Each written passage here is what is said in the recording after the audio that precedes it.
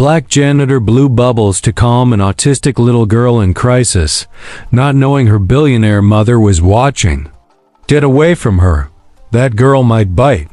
The security guard's cry echoed through the marble lobby of Wardstone Corporation. Like a whip. Marcus Williams froze in the middle of the hallway, still holding the mop as he watched the chaotic scene unfold before him. At the center of the commotion, a little blonde girl of about 6 was crouched on the cold floor, rocking. Back and forth, her arms wrapped tightly around her knees. Her blue eyes darted around like birds trying to escape from a cage. Around her, 5 executives in suits stood like useless statues, whispering to each other about episodes and behavioral crises. Marcus was 42 years old and had 20 years of experience, dealing with special children, first as a teacher, then as the father of an autistic daughter. He knew sensory overload when he saw it, and he also knew that these rich people had no idea what they were doing. "Can I try to help?" Marcus stepped forward, his calm voice cutting through the collective panic. The security guard blocked his way with his arm. "You're just the night janitor. Stay out of this." The last employee who tried to approach her was fired on the spot. Marcus didn't answer. Instead, his eyes met hers, and something passed between them, a silent recognition that transcended any social barrier. He had seen that same lost look in his own daughter's eyes, Zoe, years ago. Completely ignoring the security guard, Marcus walked over to his cleaning cart and picked up a small bottle of detergent. Then, without a word, he sat down on the Italian marble floor, keeping a respectful distance of 10 feet from the girl. He dipped his fingers into the water in the bucket and began blowing soap bubbles. 1, 2, 3. The girl's swaying slowed, her eyes fixed on the iridescent spheres floating through the air like secrets reluctant to land. Marcus continued, each bubble a small work of ephemeral art, each carrying a little of the tension away.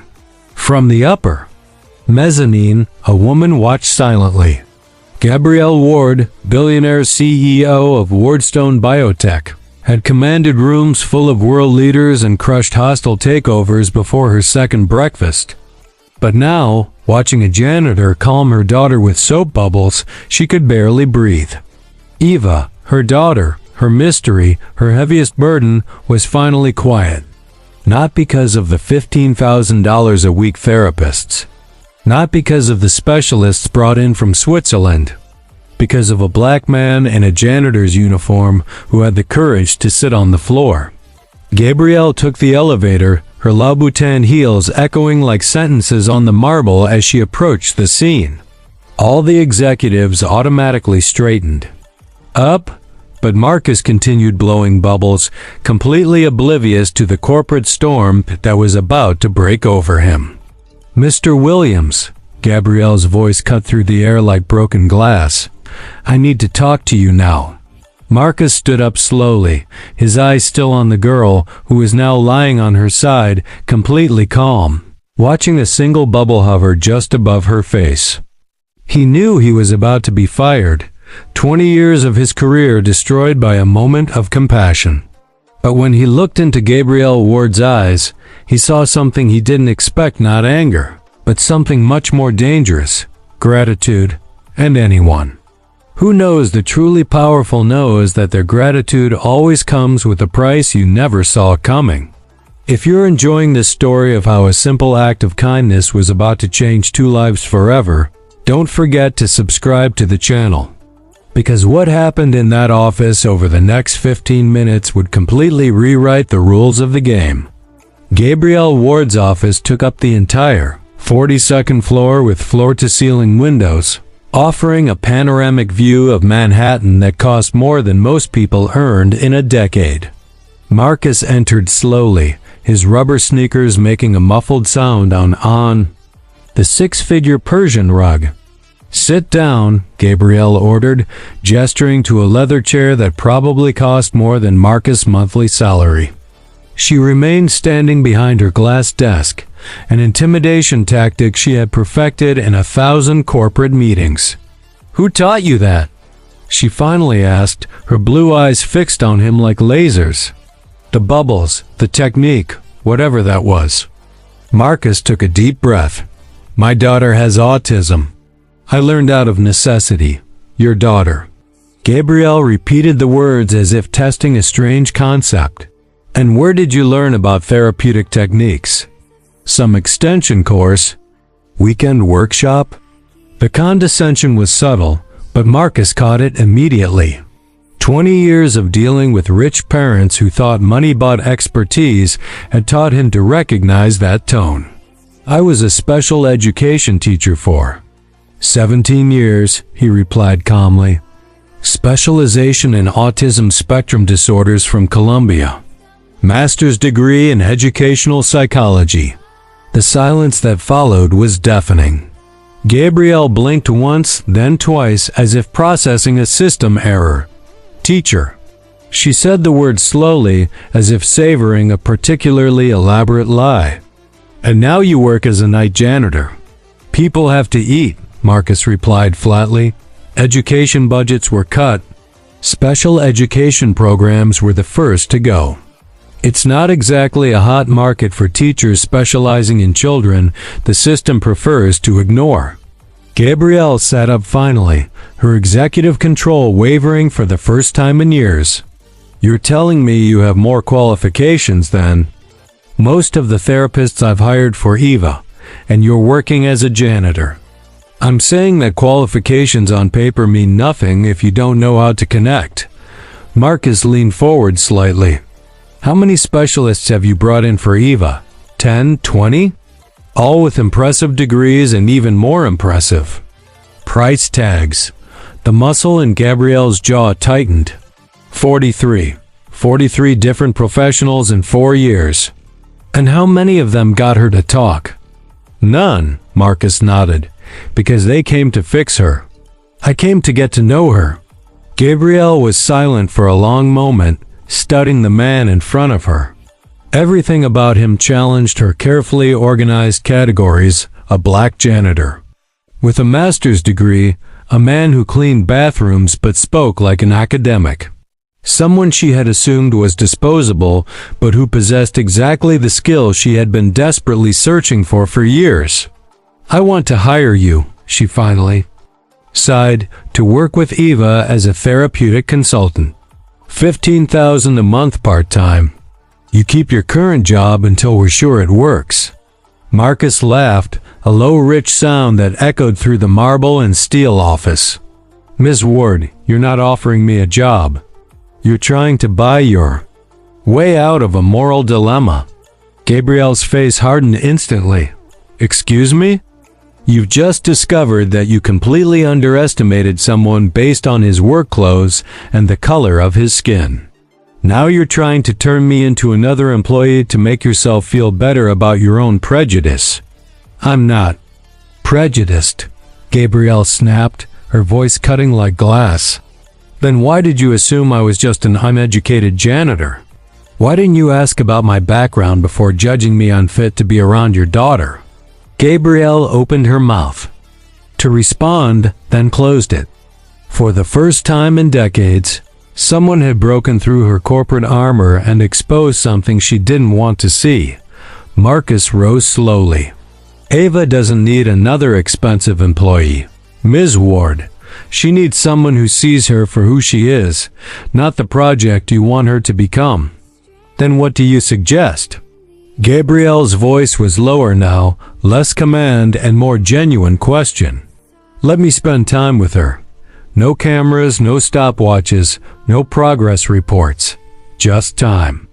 And in return," Marcus smiled, not the professional smile he reserved for hostile bosses, "but something genuine and slightly dangerous in return. Maybe your daughter will learn that the world isn't just a cold place full of people trying to change her." He walked toward the door, then paused. "Oh, and Mrs. Ward, next time someone stops to help your daughter, maybe consider asking about their qualifications before assuming they don't exist.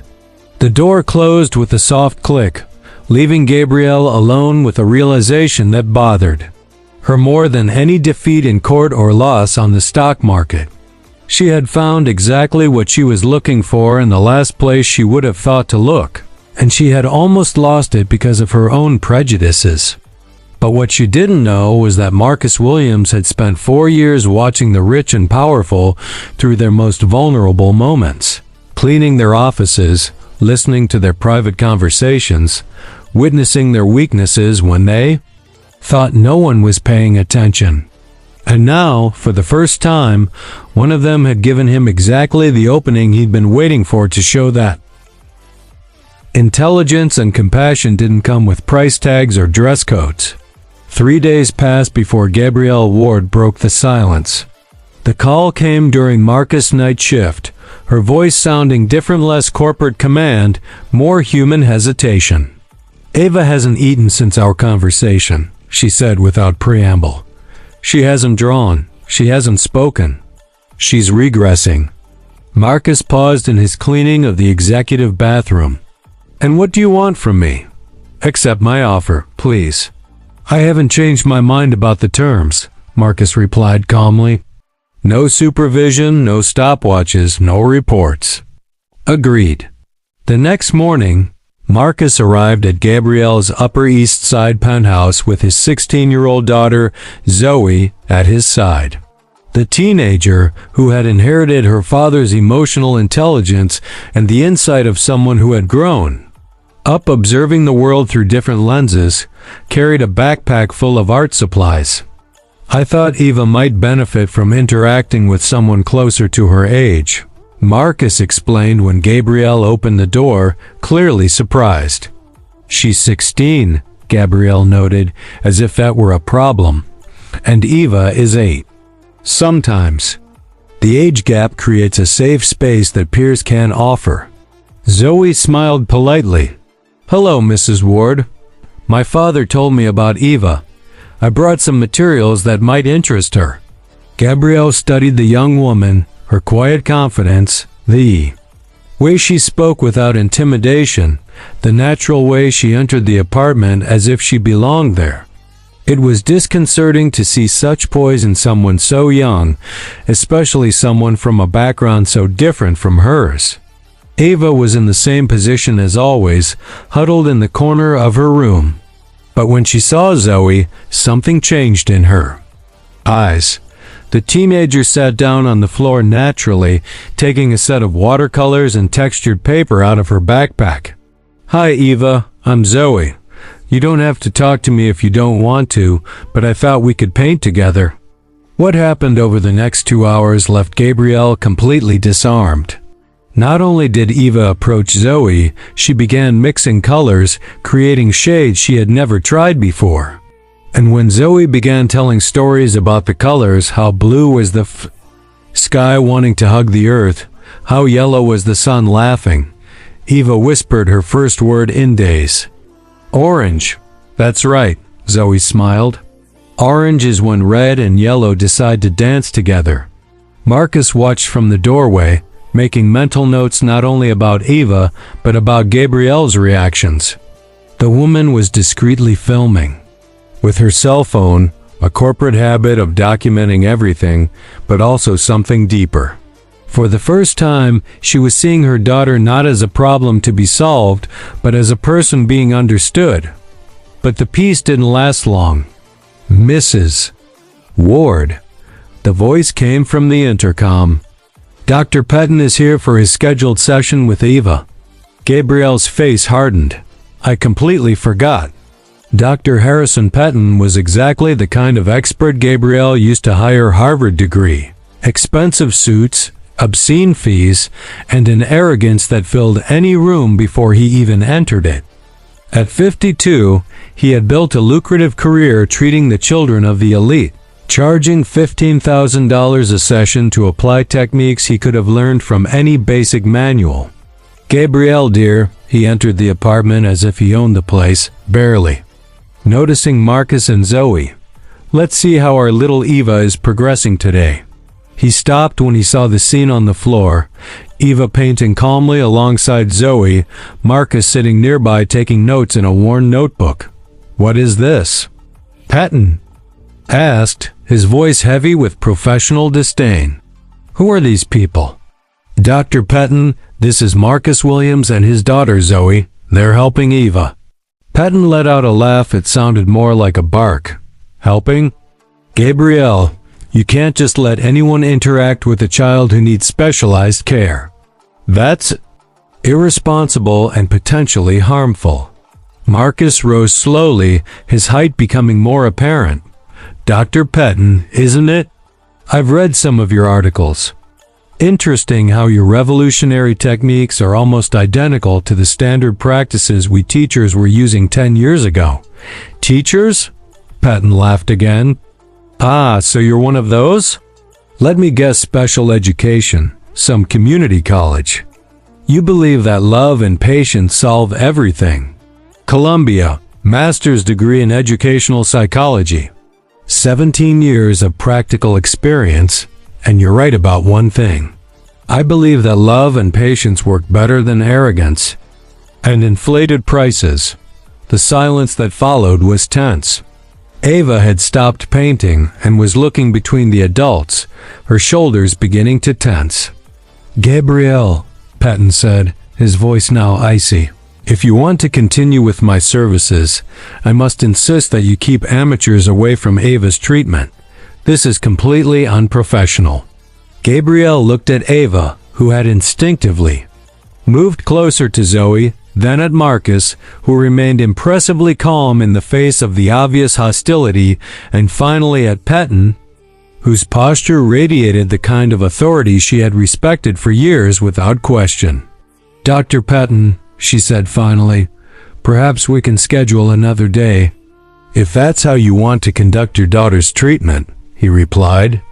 Picking up his leather briefcase, "I can't be held responsible for the results. When this experiment fails, and it will fail, my phone number will remain the same." After he left, the apartment fell silent. Ava had returned to painting, but her brushstrokes were faster, more agitated. "Does he always talk like that?" Zoe asked. Gabrielle nodded slowly. "Most experts. They're so sure about everything." "Certainty," Marcus muttered, writing something in his notebook. Notebook is a luxury only those who have never doubted themselves can afford. That night, after Marcus and Zoe had left, Gabrielle lay awake reviewing everything she had witnessed. For the first time in years, Eva had spent 3 hours without a single crisis. She had tried new colors. She had connected with another person. And the man who had made this possible had been instantly discredited by an expert who charged more for one session than Marcus earned in 2 months. What she didn't know was that Marcus had spent those 3 hours not only observing Eva, but her as well. Every reaction, every hesitation, every moment of doubt had been carefully noted in his notebook. Because Marcus Williams had learned something important during his years cleaning executive offices.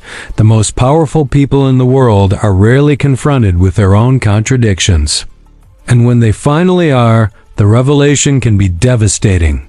As he walked through the dark streets toward the subway, Marcus opened his phone and sent a message to a contact he hadn't used in months. "I need a favor tomorrow night. It's about that project we discussed." The reply came within seconds. "I thought you gave up on that idea." "I gave up a lot of things when my wife died, but some battles are worth fighting, especially when you finally find the right battlefield." The emergency meeting of the Wardstone Biotech Medical Board took place on a gray Thursday, called by Dr. Patton after he discovered that Marcus had been formally hired as Ava's therapeutic consultant. The conference room smelled of expensive coffee and bruised egos. "This is absurd." Patton slammed his papers down on the glass table.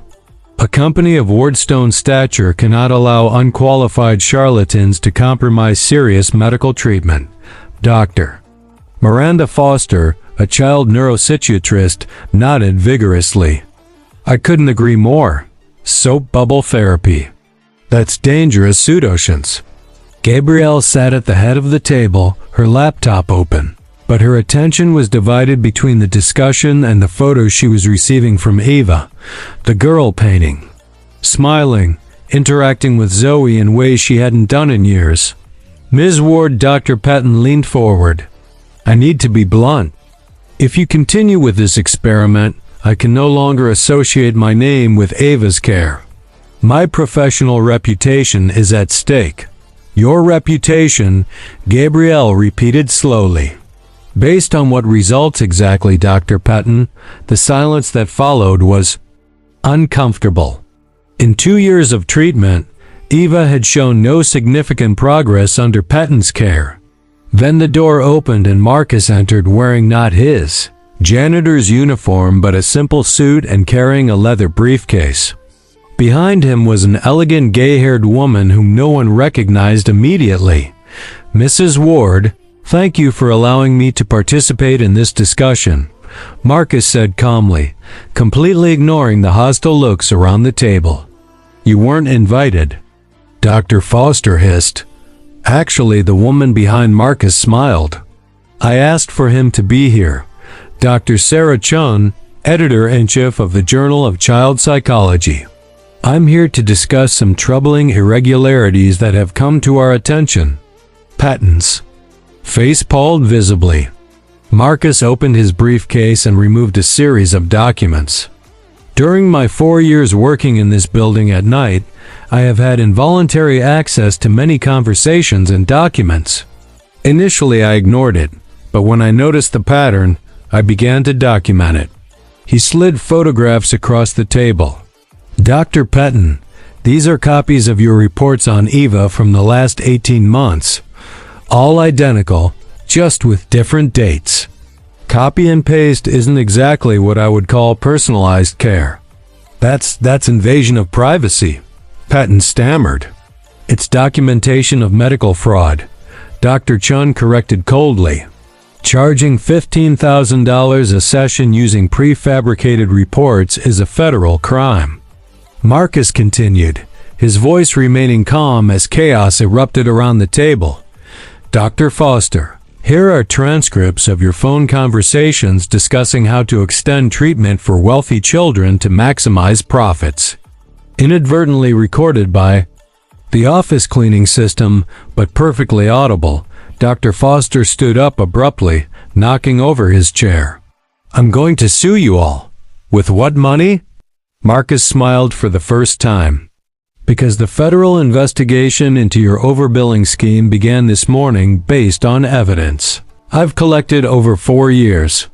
Gabrielle watched, fascinated, as the men who had treated her maternal despair as a business opportunity began to crumble before her eyes. You know what else I found out? Marcus opened another file. Ava wasn't the only child receiving purposely prolonged, ineffective treatments. I found documents from 17 different families, all billed for therapies these professionals knew were inadequate. Dr. Patton tried one last card. You're just a janitor with a hero complex. No court will take your accusations seriously. Marcus laughed, a rich, genuine sound that echoed through the room. Dr. Patton, you're right about one thing. I really am just a janitor, but I'm also the janitor who spent 1,400 nights cleaning your offices, listening to your private conversations, photographing documents you left open on your desks. He turned to Gabrielle. And I'm the man who realized that Eva didn't need more expensive therapists.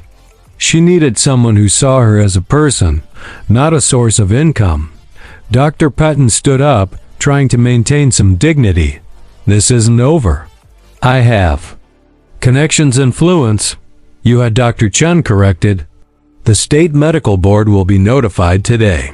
Your licenses are being reviewed and the families you exploited have already been contacted by lawyers specializing in medical malpractice.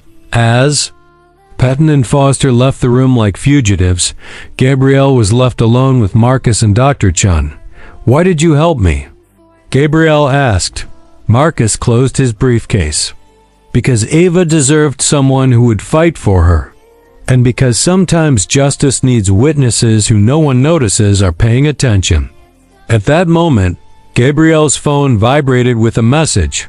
From Zoe. Eva said her first complete sentence today. Daddy Mark is coming back tomorrow. Gabrielle looked at Marcus, tears in her eyes. She called you Daddy. Kids, Marcus smiled. They always know who really cares about them, regardless of diplomas on the wall or hourly rates. But what none of them knew was that this would be just the first of many transformations to come. Because when you challenge an entire system based on prejudice and greed, the ripples you create can change much more than a single life. 6 months later, Marcus Williams stood on the main stage of the Jacob Javits Convention Center, receiving a standing ovation for more than 3,000 mental health professionals gathered at the National Autism Congress. At his side, Ava smiled shrilly, holding a pink microphone she had chosen especially for the occasion. My name is Ava, she said, her clear voice echoing throughout the auditorium. And this is Daddy Marcus. He taught me that being different doesn't mean you're broken. The audience erupted in applause. In the front row, Gabrielle discreetly wiped away tears, no longer caring about her carefully constructed corporate image. Dr. Patton and Dr. Foster had become paras in the medical community. Federal investigations resulted in fines of $2 million each, loss of medical licenses, and a list of malpractice lawsuits that would keep them busy for the next 10 years. Patton now sold life insurance over the phone in Newark. Foster had moved to Montana, where he was trying to rebuild his life as an Uber driver. The Williams Ward program for neurodiverse inclusion, Marcus continued, isn't just about therapy. It's about recognizing that every child brings unique gifts to the world that we need to learn to value. The foundation he and Gabrielle had created together had already trained more than 500 educators in unconventional techniques. The therapeutic bubbles method had been documented in 17 academic studies, showing superior results to traditional treatments in 86% of cases. Zoe, now 17, had become a nationally recognized advocate for the rights of neurodiverse children. Her speech to Congress 3 months earlier had resulted in the passage of a federal law guaranteeing access to alternative therapies in the public health system. You know what moves me the most? Marcus continued, watching the attentive faces in the audience. Ava is no longer alone. We have 237 children in the program, each discovering his or her own language of colors, sounds, and movements. And their parents, executives, doctors, teachers are learning that love has no technical protocol. Gabrielle had stepped down as president of Wardstone Biotech to devote herself fully to the foundation. Her personal fortune, once focused on corporate acquisitions, now funded inclusion centers in 16 states. The Wall Street Journal had dedicated a cover story to her, titled, From the Boardroom to the Floor, How a CEO Learned to Lead on Her Knees. People ask me, Marcus smiled at the live camera, if I feel angry about the years I lost cleaning toilets when I could have been teaching. The truth is, those years taught me something no university could. How to observe, how to listen, how to recognize value where others see only invisibility. Ava stepped up to the microphone again. Daddy Marcus says, we're all works of art. Some of us just need different paints. In the audience, parents cried openly. Professionals took frantic notes. Journalists documented every word of a girl who 3 years earlier had been considered a lost cause by traditional medicine. The greatest irony, Marcus concluded, is that the men who tried to silence me ended up amplifying my voice to the whole world. Dr. Peaton was right about one thing. I was just a janitor. But he forgot that janitors spend years observing, learning, documenting, and when they finally decide to speak, they have a lot to say. The audience rose to its feet in ovation. Flashes went off. Social media exploded with the janitor teacher, and our Evacor. That night at the gala dinner, Marcus received the National Award for Innovation in Special Education. In his acceptance speech, he dedicated the award to all the children who were called broken when they were really just misunderstood, and to the parents who had the courage to question experts who charged fortunes to apply prejudices disguised as science. Eva slept in Gabrielle's lap on the drive home, her fingers still stained with blue and yellow paint from the artwork she had led earlier. Zoe edited a video on her laptop, documenting another day in the life of a family that had completely redefined the meaning of normal. "Do you know what changed everything?" Gabrielle asked Marcus as they watched the urban landscape roll by the car window. "What?" "You refused to accept the place they assigned you. If you had remained just the invisible janitor, Ava would still be silent. I'd still be paying charlatans, and 237 other families would still be looking for answers in the wrong places." Marcus smiled. "Sometimes the best revenge isn't destroying those who underestimate you. It's proving them so wrong that the whole world notices. Today, the Williams method is taught at 43 universities. Eva at 12 paints pictures that are sold in New York galleries, with all proceeds going to inclusion programs. And Marcus, he never had to clean a bathroom again in his life, but he keeps his janitor's uniform framed in his office with a plaque that reads, 'Reminder of when people thought they knew who I was.' If this story of how one man turned prejudice into purpose touched your heart, subscribe to the channel for more stories that prove that the greatest revolution happens when we stop accepting the place others choose for us and start building the world our children deserve to live."